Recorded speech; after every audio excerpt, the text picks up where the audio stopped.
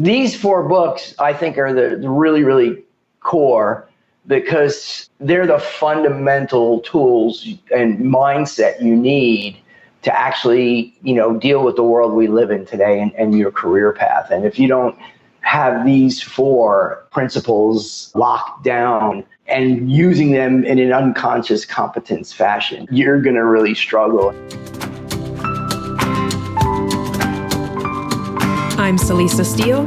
I'm Jeff Cobb, and this is the Leading Learning Podcast.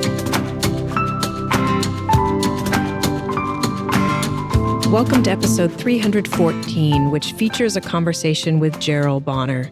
Jerel is managing director and co-founder of Corralling Chaos, a management consulting practice focused on creating authentic leaders and high-performing teams. Jeff and Jerel talk about 4 classic books that Jerel believes to be essential career resources. The 7 Habits of Highly Effective People by Stephen R. Covey, So Good They Can't Ignore You by Cal Newport, Mindset by Carol Dweck, and Grit by Angela Duckworth. Jeff and Jerel spoke in June 2022.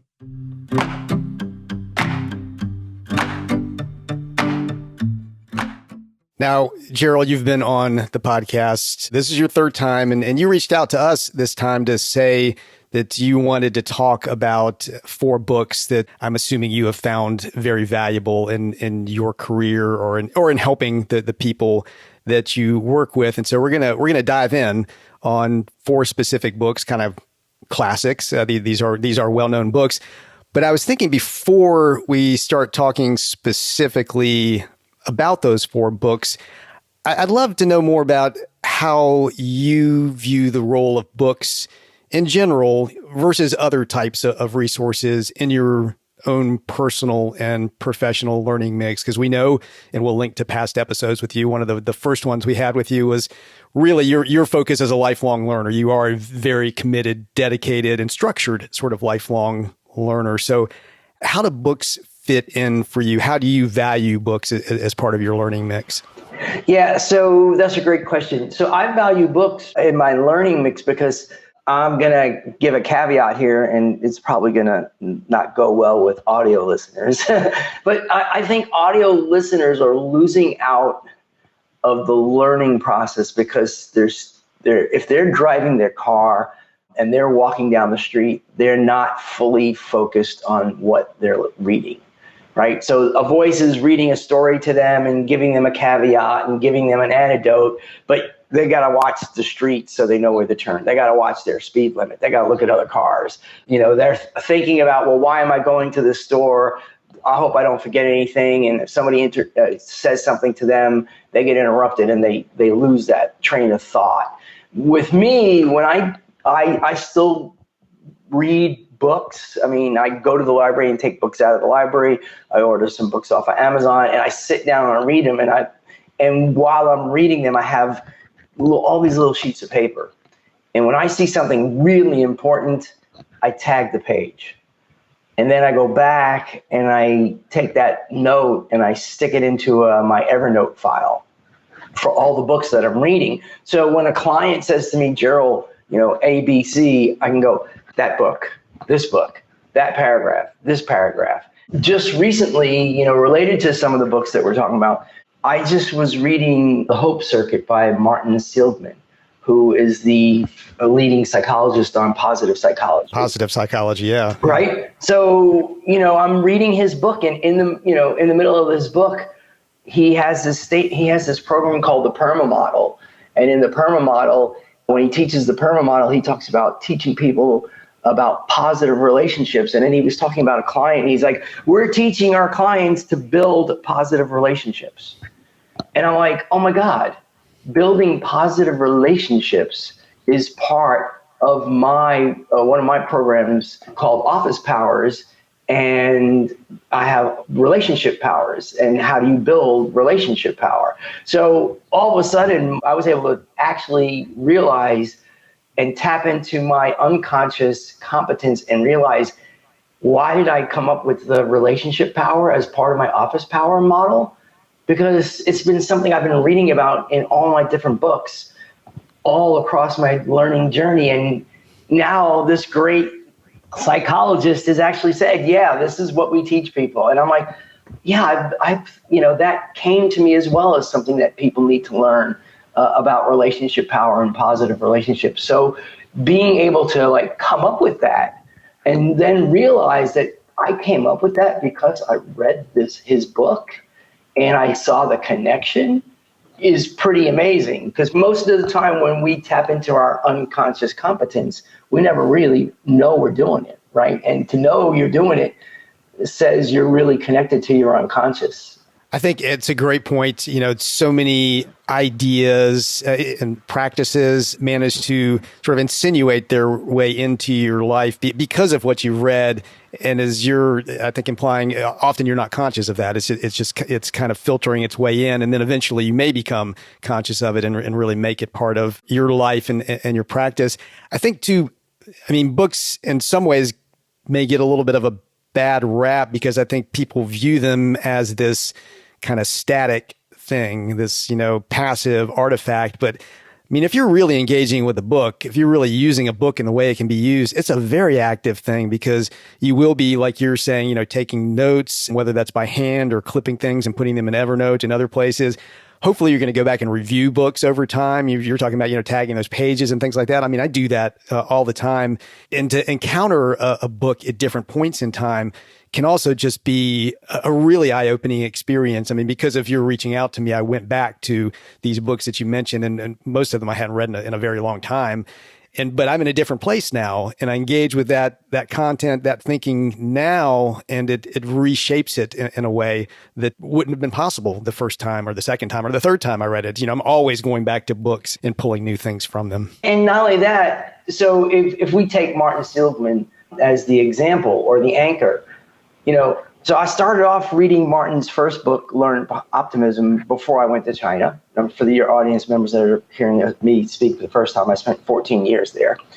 And then I started learning about Angela Duckworth and her Grit book. And she talks about Martin. And now I'm reading Martin's book, Hope Circuit. And he talks about how Angela influenced him when she started to work for him and be in his programs. And then there's Sean Anker, who wrote The Happiness Advantage. He talks about Martin. So all of a sudden, it's kind of like a Marvel movie, right? You got Iron Man. Well, Iron Man's not. Is Iron Man Marvel? I don't know. But you get my point, think he is, right? Yeah. Right? So you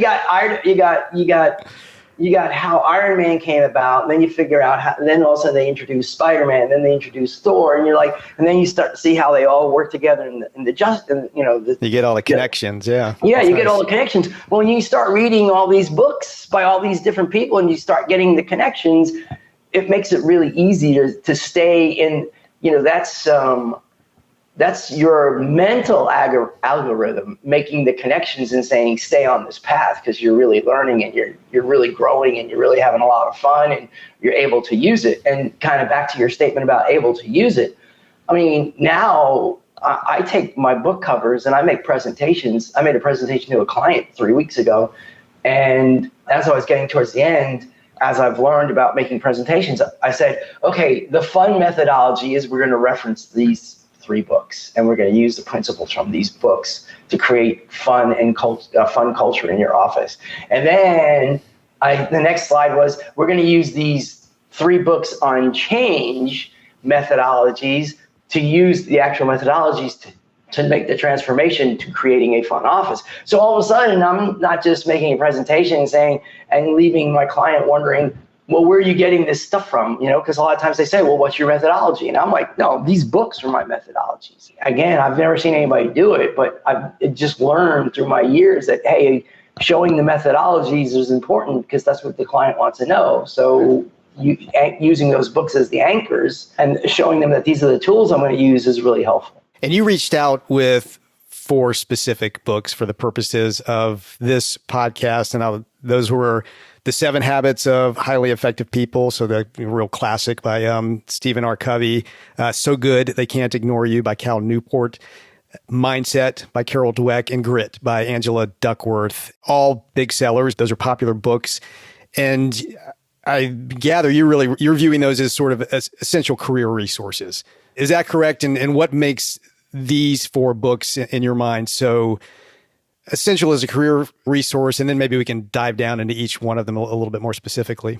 These four books, I think, are the really, really core because they're the fundamental tools and mindset you need to actually, deal with the world we live in today and your career path. And if you don't have these four principles locked down and using them in an unconscious competence fashion, you're going to really struggle. And I'll go into it as we go through the books. So from the four books, we know Covey came out first with the highly effective. Covey's 7 habits are really important. The seventh one is, sharpen the saw, which means don't stop, which kind of connects to grit a little bit because grit is don't give up, but grit is a little bit deeper on that one part of continuous learning. And the last book in the four that I read was So Good They Can't Ignore You. And I had a friend in China recommend this book to me, and I never found it and I never looked at it. And then it popped up, and back to those connection things, it popped up in something I was reading or in an article I was reading where somebody said, hey, you should read this book, or some podcast said, hey, you should really read So Good They Can't Ignore You. And I was like, I know this book. And then sure enough, when I looked at my Goodreads list, there it was listed as a book I should read. And that's just the last book that I read. And it kind of filled in a piece of the puzzle that I didn't realize was missing until I read it. And then mindset, again, is something by Carol Dweck, is something I've always been doing even before I read her book, because I've always been looking for how can I leverage this and talk about it from a growth perspective? How can I always look for the bigger solution? How can I look for the bigger value solution? I'm always looking at what's the upside potential, not the risk. So first I look at the upside potential, and then I think about the risk. And then last but not least is Angela Duckworth's grit, because I see myself as a real gritty person, and I've had to overcome diversity and roadblocks and all kinds of thwarting activities and situations in my life that prevented me from finding the path I wanted to be on until I finally found it. And, once I read Angela Duckworth's book, Grit, I realized, that's because I have this competency. I don't let things get me down. I have that passion and the perseverance, and I don't give up. At Tagoras, we're experts in the global business of lifelong learning, and we use our expertise to help clients better understand their markets, connect with new customers, make the right investment decisions, and grow their learning businesses. We achieve these goals through expert market assessment, strategy formulation, and platform selection services. If you're looking for a partner to help your learning business achieve greater reach, revenue, and impact, learn more at tagoras.com/services. Well, let's start with the 7 habits then. And it might actually be useful because I think probably a lot of listeners have possibly read this book, but it may have been a good while ago because it came out quite a while ago. So they may not remember what those 7 habits actually are, or maybe they've just heard of this book and they know there are these 7 habits, but they don't know what these 7 habits are. So I'll actually just list them off real quick here. This is sort of a service to listeners. So 1 is be proactive. 2 is begin with the end in mind. 3 is put first things first. 4 is think win-win. And I don't know, Covey was probably responsible for the whole win-win being such a term now in the business world. The 5th is seek first to understand and then to be understood. That might be one of my favorites there. 6 is synergize. And then 7, as you've already mentioned, is sharpen the saw, which is definitely one of my favorites. Do you have particular habits that Covey's laid out that you value more than others, or how do you think about these? Do you have to have the whole set of 7, or there's some that you would pull out here and say, really focus in on this one or this one from a career standpoint? Yeah, so I would say the 3 that are most important is begin with the end in mind. First, seek to understand, then be understood, and then sharpen the saw. Those are the 3. Because if you don't begin with the end in mind, well, then you don't know where you're going. Right. And beginning with the end in the mind is also part of being proactive and choosing. And you see that come up a lot these days is, it's your choice. And a lot of people, one of the things I hear a lot of people say is people don't understand it, that they're always making choices. They don't think of the other choice when they say no, they've actually made a choice. When they say yes, they've made a choice. Right. Like one of the clients I'm working with right now, he wants his employees to come back to the office. And him and his HR team haven't realized that that's part of the employer value proposition, just like anything else in the employer value in the list of things that are an employer value proposition. So if I want to work for a company that has a good 401 IRA plan, and if they don't have one, I'm going to make the choice to self-select out of that company because they don't have a good 401, right? So return to work is just another one of those options. Is it a hybrid? Is it must work? Is it work from home? If it doesn't have, if I really, really am going to be an employee that says I will not go back to the office, then working for a company that says you got to be hybrid is not going to be a good fit, right? So I'm self-selecting out. So then I think you can't have relationship power and you can't have success if you can't first listen to yourself and your wants and your needs and who you are and what makes you happy. If you don't know what you want to do, then you won't be able to listen to what other people want and you won't understand them either. Because if you can't understand yourself, you can't understand others. So, that's why I love that part is I understand me so I can understand you. And where's the mesh and where's the disconnect? And then we can go on. I made a mission statement after reading this book. And, we had our first podcast was about my mission statement and kind of about my mission statement. It was more about the 6 competencies of success. But the 6 competencies of success came because of the 7 habits. So, it's sharpening that saw, understanding who I am, getting better and better and better in my mission statement. So I have my mission statement. I once heard somebody say that Covey made a quote that said, there's nothing worse than getting to the top of the mountain and realizing you're on the wrong mountain.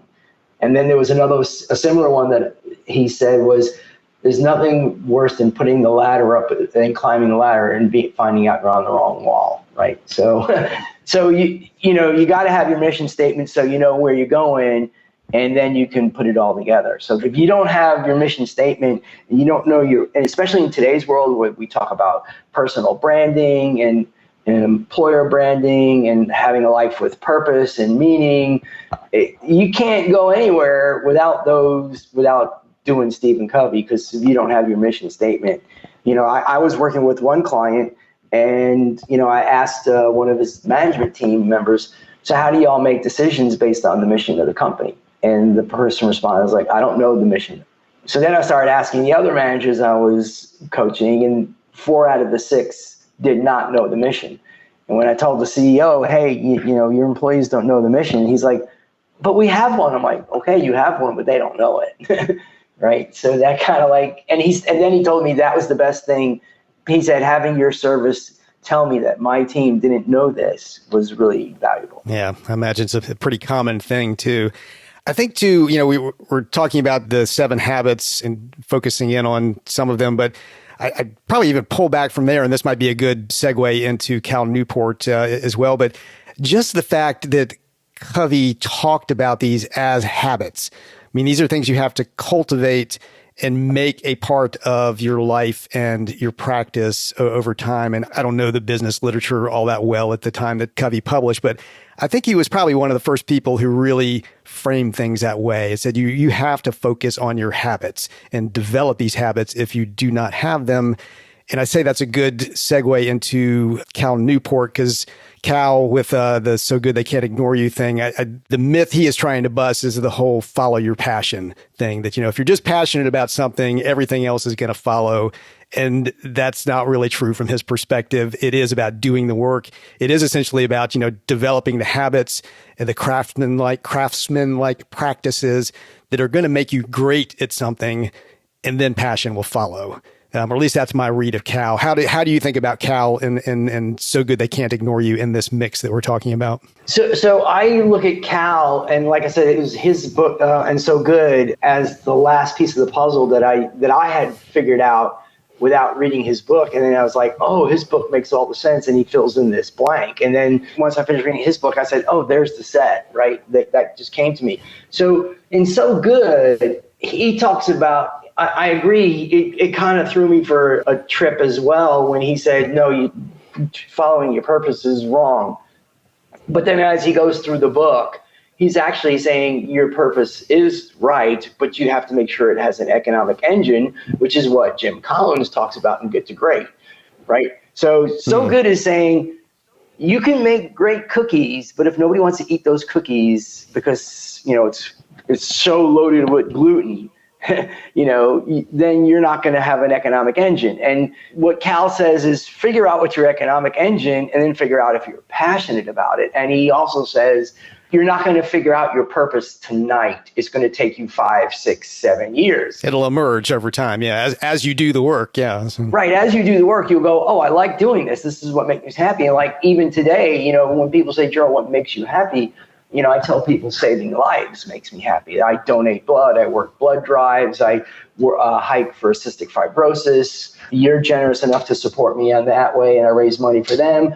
And I help people in ways that, most people don't, because that's what I'm about. I'm trying to make people happy and be helpful. So you can be helpful, and you can be a blood donor all for your whole life and say that's your purpose. But at the end of the day, what So Good says is you're not going to get paid. You can't make a successful living donating your blood for free every 2 months. So you have to have some mechanism to make money so you can have healthy blood and a healthy lifestyle, so your blood is good enough to be used in a transfusion and to donate it every 2 months. So that's why I like So Good, because he talks about, if you don't put the 10,000 hours in, you're just not going to get that good at it. And if you're not good at it, you're not going to be able to create value. And then you're just going to be average. So that's really important that you figure, if it takes you 5 years to figure out what you're good at, Cal says that's what you should be doing. And, if you go back to Stephen Covey,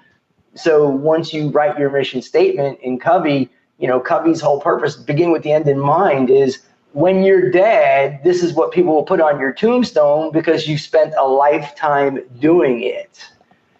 Right? So, Covey doesn't say write a mission statement and it's done. He's like, no, write a mission statement and then follow it and then start that path. And so that's how and So Good says, get on that path and figure out what is valuable to other people on that path so that you can have an economic engine.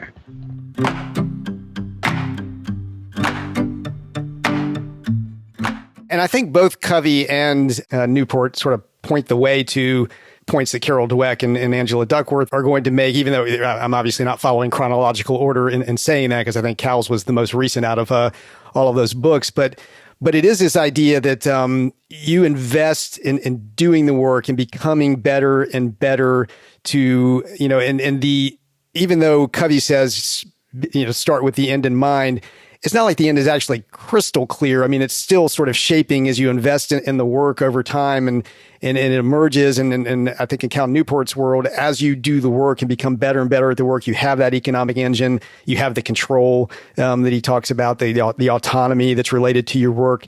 The passion starts to emerge from that. But I think underlying both of those is the idea that that's possible.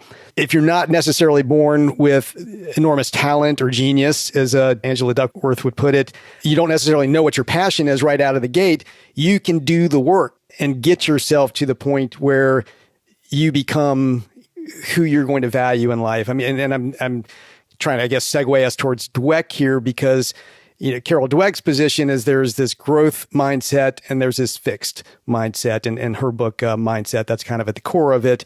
And people with a fixed mindset are not necessarily going to believe that if they invest in doing the work and doing it well, doing it effectively, getting that high quality practice in over time, that they're going to be able to learn and grow and develop and achieve what they want to in life. They feel like their abilities are fixed from the very beginning, whereas somebody who has a growth mindset may say, I don't necessarily know what my passion is right now. Don't necessarily know what my purpose is right now. I don't know if I'm a huge talent or a genius in anything, but I know if I focus and if I do the work and I have that sort of craftsman-like mindset and develop good habits over time, good things are going to happen. That's spot on. And, this whole thing is all about, well, how do I reach a certain most people, right?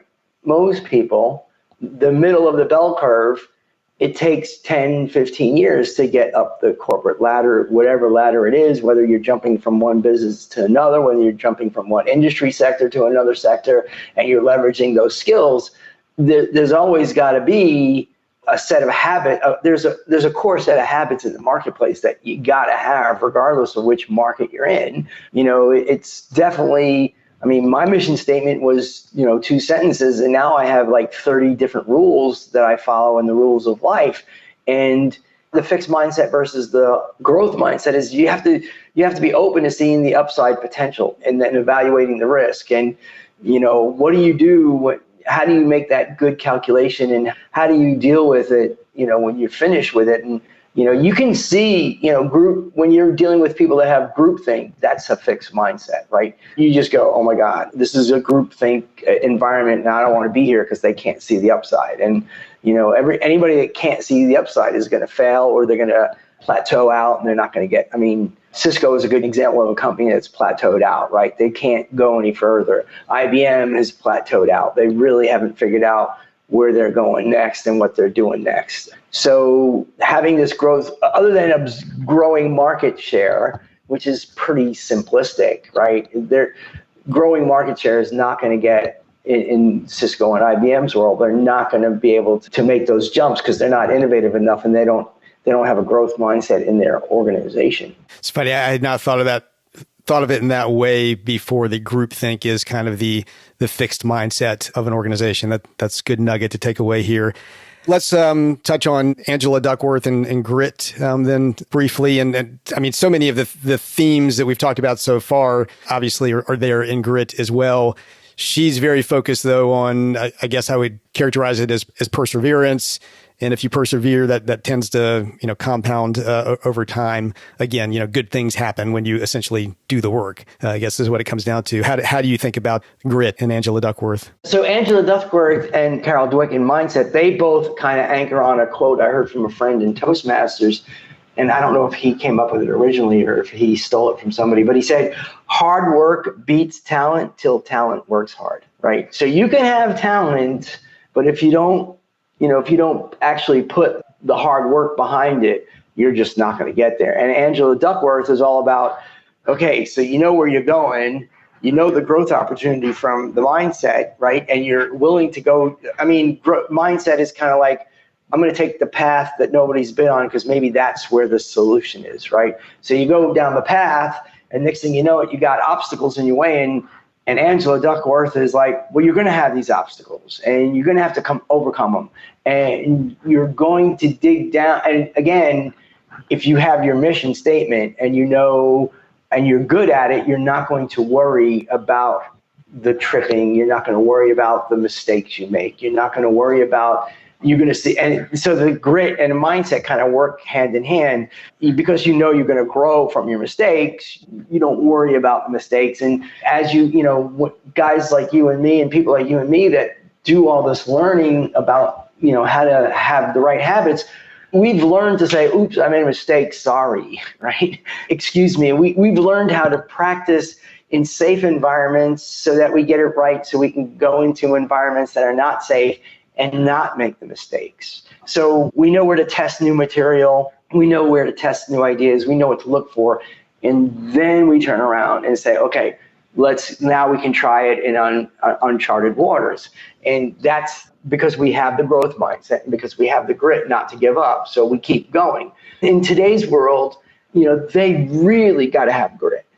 They really have to see the growth opportunities, because if they don't sense that their companies are doing well, they're going to be stuck, right? And they're going to get lost. And if they don't have the grit to say, I got to change, and if they don't have the grit to keep learning and to stay ahead of the competition, or if they don't have the grit to say, I'm comfortable doing what I do at this market price because it lets me be a great father, it lets me be a great wife, it lets me be a great dad, lets me be a great husband, it lets me have a great family life. And that's my mission. I want to be so good that people say, wow, I wish I had a wonderful family like you do, with the right economic balance to make sure it all comes together.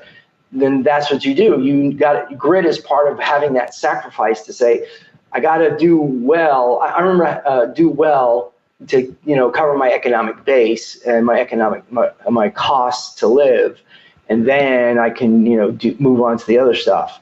And I think that's really important. Most people don't realize that because, they want to work and they want to do it well and they want to be compensated fairly, but they don't realize. I was listening to a podcast by Indra Nui a couple of weeks ago, and Anne-Marie Slaughter wrote an article called "You Can't Have It All." And initially, it was written for women because the ability to compensate women and for women to get to the top was really hard. But now it doesn't matter what sex you are. Getting to the top and having it all is going to be really, really tough.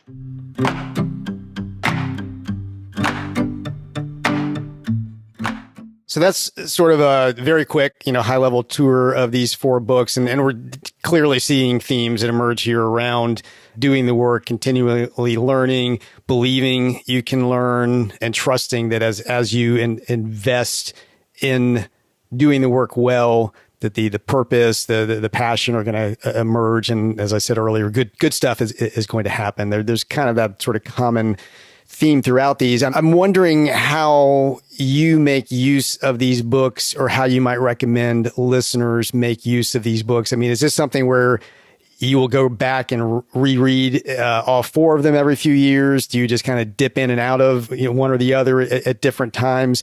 Like, how do these actually factor into your own life and your own career so that you're continuing to get value out of them?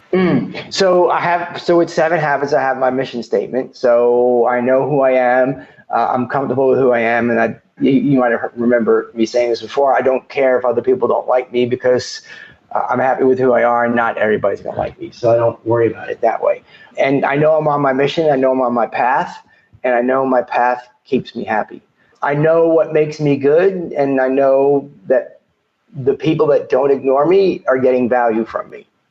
So I had a meeting with a client the other day, and I didn't even have to ask him this. He just said to me at the end of the meeting, "Jerel, this was the best meeting of the day. It made my day. It made me happy, and this is the best presentation you've ever made for me." Right. So when you get that kind of compliment from a CEO, you're just like, wow, that's really good. And you're clicking and you're creating value and they're not ignoring you. And so then the upside is with mindset, I know I have being able to see people that have growth mindsets versus fixed mindsets means if I see somebody with a fixed mindset, I tend to say, okay, I'm not going to waste my time on them. Or if they're not interested in learning about growing, then I'm going to try to, I know this is not going to be a fit, and I'll try to help them, but I can just see it. Again, it's just like, anything else. We see gas prices going up. We have to change our driving habits.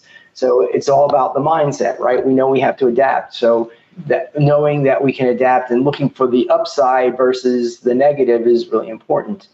And then with grit, it's not giving up, right? And I know I always tell my clients, don't give up, keep going. You got to overcome these things. You got to look for answers. You got to find different solutions. If you want to get to the top, you can't give up. And you're not going to give up on something that you're so good at and you love doing it. If you love doing it, you're not going to give it up. So that's where you just keep trying until you find the right combination. Well, I'll say again that the 4 specific books that we have been talking about here, just so hopefully listeners will consider, if you haven't read these, reading them for the first time, or read the ones that you haven't read for the first time. If you have read them, considering revisiting them, maybe, carving out some time to reread all 4 of them over some period of time. But it's been The 7 Habits of Highly Effective People by Stephen R. Covey, So Good They Can't Ignore You by Cal Newport, Mindset by Carol Dweck, and Grit by Angela Duckworth. And of course, those are all widely available in all sorts of formats. Even though we're talking audio right now, I do actually recommend getting them in either a print or maybe a Kindle version so you can interact with the text in the way that we were talking about or have talked about in this podcast. Though, of course, I think also having the audio component too. I love it now that I can sort of dip in and out of audio and text and kind of go back and forth at different times, just depending on, what my needs are. But I agree with you, Jerel, that these are 4 classics, certainly great ones to have in your, I used to always talk about sort of my golden bookshelf of books that, really are important to me from a career standpoint and a lifelong learning standpoint. I think that these are 4 very good books to have.